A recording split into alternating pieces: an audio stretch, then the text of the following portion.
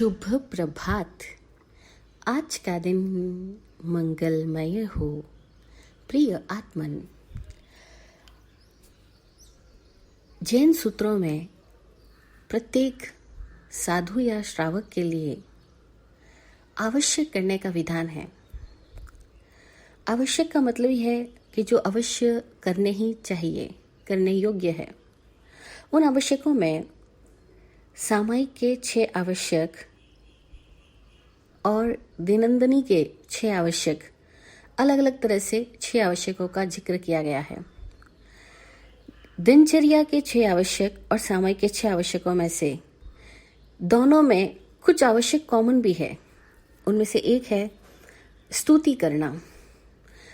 दिनचर्या के 6 आवश्यकों में इसको पूजा करना कहा गया है और सामायिक के 6 आवश्यकों में इसको 24 सत्थव कहा गया है। 24 सत्थव का शब्द का मतलब होता है 24 भगवान की स्तुति करना, 24 की स्तुति करना। 24 की स्तुति में जगत के सारे ही विविध प्रकार के अरहतों की स्तुति हो जाती है। 24 प्रकार से जीव अरहत अवस्था को उपलब्ध होता है। इसीलिए जैन सूत्रों में 24 तीर्थंकरों का जिक्र किया गया है। लोगस्य के पाठ को 24 भगवान की स्तुति का पाठ कहा जाता है। इसीलिए प्रत्येक साधु या श्रावक को लोगस्य के पाठ के द्वारा 24 तीर्थंकरों को नमन करने का जिक्र सूत्रों में मिलता है। जब एक साधक सामायिक में प्रवेश करता है, उसके पूर्व वह पहला आवश्यक करता है प्रत्याख्यान और दूसरा आवश्यक करता है पज्वासामी।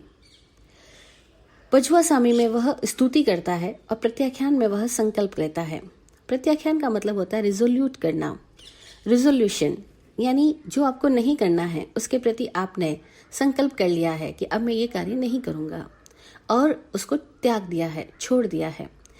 तो सामायिक के पूर्व क्या छोड़ने योग्य है? सामायिक है समय में स्थिति, वर्तमान अवस्था में पूर्णता से, सजगता से आ जाना।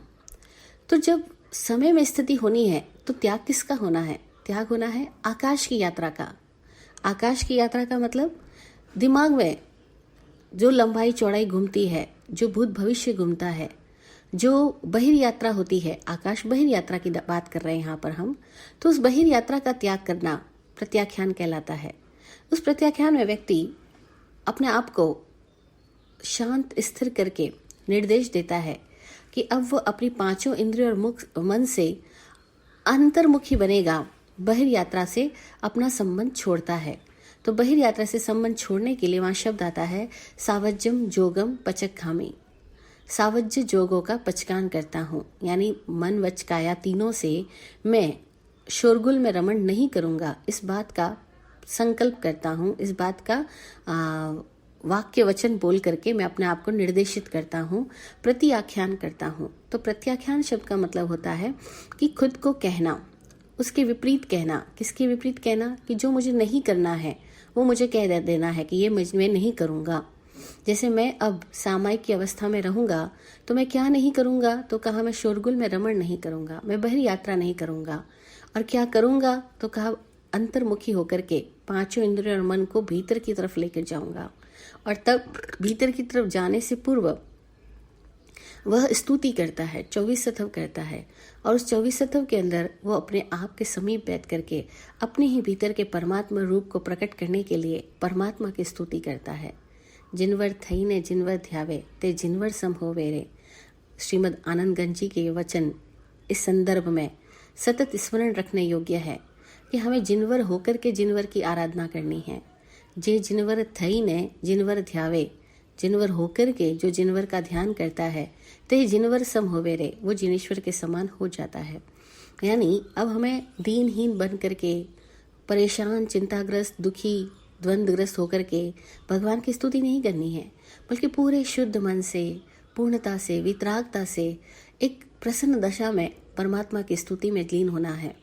तो 24 सत्थव करना यानी 24 भगवान को वंदन नमन करना, उनका कीर्तन करना, कित्तीय वंदीय महिया करना। कीर्तन करना यानी उनका स्मरण करना, वंदना करना यानी उनके समक्ष झुकना, और महिमाकरण करना यानी उनके गुणों की स्तुति करना। तो 24 सत्थव मूलतः गुणों की स्तुति है, परमात्मा के गुणों की स्तुति है। परमात्मा के गुणों की स्तुति करने के लिए हमारे पास अगर जरूरत पड़े तो शब्द का प्रयोग किया जा सकता है, और उन शब्दों में लोगस्य का पाठ भी पढ़ा जा सकता है, नमोत्थोड़म का पाठ भी पढ़ा जा सकता है, नमोकार मंत्र भी पढ़ा जा सकता है, और उन शब्दों में कोई अन्य प्रकार से परमात्मा की स्तुति जैसे 24 के द्वारा की जाती है वो भी की जा सकती है। और सपोज आप किसी शब्द से नहीं, केवल भाव मात्र से उस निराकार परमात्मा का ध्यान लगाना चाहो तो वो भी लगा सकते हो। महत्वपूर्ण बात है परमात्मामय होना, महत्वपूर्ण बात है परमात्मा का कीर्तन, वंदन, महिमाकरण होना, अपने भीतर की अवस्था को परमात्मा रूप बनाना। ये 24 सत्थों कहलाता है, और 24 सत्थों पचकान के बाद किया जाता है। इसीलिए पहला आवश्यक है पचकान, यानी अपने आप को बाहर की दुनिया से कट करके, डिस्कनेक्ट करके अंतर अवस्था में आना और उसमें आकर के परमात्मा की स्तुति में लीन होना 24 सत्थों कहलाता है। यानी लोगस्य के सूत्र के द्वारा अथवा किसी भी अन्य सूत्र के द्वारा परमात्मा के गुणों का स्तवन करना, गुणों की प्रशंसा करना, गुणों के प्रति कृतज्ञता ज्ञापित करना, उन गुणों को अपने भीतर महसूस करना, और इस तरह से स्वयं और परमात्मा को एकात्म महसूस करते हुए 24 सत्व करता हुआ साधक दूसरे आवश्यक को पूरा करता है। और अपनी दिनचर्या की शुरुआत भी वह पूजा वंदन के द्वारा करता है। इसीलिए दिनचर्या के 6 आवश्यकों में भी पूजा वंदन महत्वपूर्ण आवश्यक है।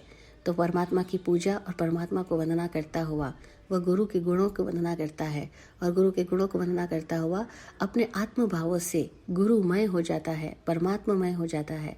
उसके बाद वो दिनचर्या के अन्य आवश्यक करेगा, लेकिन मुख्यतया आवश्यकों की शुरुआत इस तरह से पूजन, वंदन, महिमाकरण से होती है।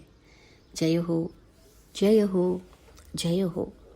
जय विराट शांति गुरुवे नमः। सबका कल्याण हो। ओम शांति, ओम शांति।